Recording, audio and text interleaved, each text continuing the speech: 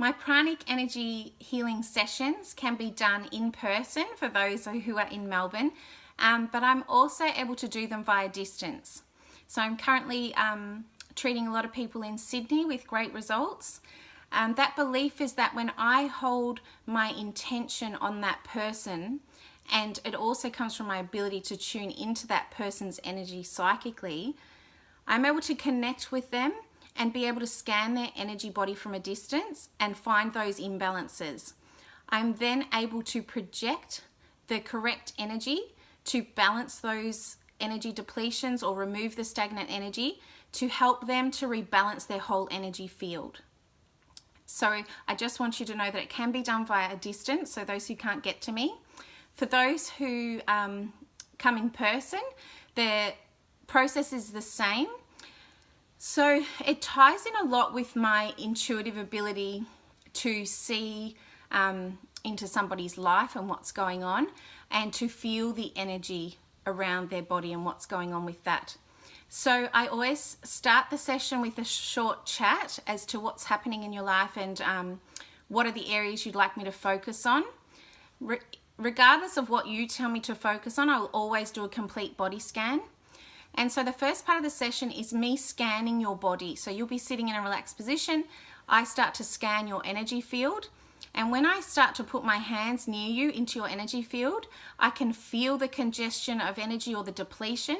And I'm often given psychic images as to what has happened that has caused this imbalance. And this can be an emotional trauma, it can be a period of stress that you've been through, a physical trauma, a fear that has been very large in your life.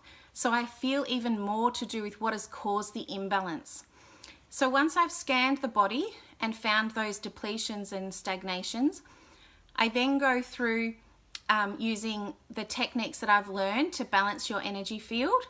This will often at the end of the session have the person feel very relaxed. It's common that you could feel sleepy after the session, and that's usually because I've lifted the weight off your shoulders and you can finally relax. So a good sleep is a very common side effect. And it also, when I'm working with your energy, and a lot of that being emotional stagnation or the things that you're holding on to, you thought you might have been over them, but they're still being stored in your energy field. When I stir that energy up to release it, because that is the whole thing. We don't want to carry around what doesn't serve us anymore or what could be inhibiting our physical health. When I stir those emotions up, you might feel quite emotional after your session. Depending on what we've talked about, you may know what it is that I've stirred up, but otherwise you might just feel a period of emotional release over the coming days where you're just having a cry, sometimes not sure what it's about. That's your body releasing that pent-up energy that you no longer need. So crying and tears is a wonderful response to pranic healing, as it lets that energy out.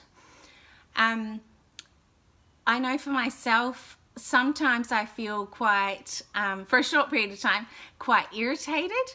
I start off peaceful, but then as the day progresses, I can feel quite irritated and edgy.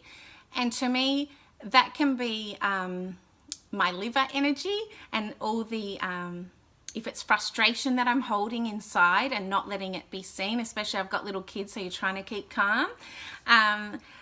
When I've had a pranic healing, that energy has to be released from my body. So I will often have a feeling of frustration. That frustration then leads to tears. The tears release it and I move on. So it's still a very healthy process because we want that energy out of your body. We do not want that emotional stagnation stuck in your body. It will impede your energy level and it will impede your health.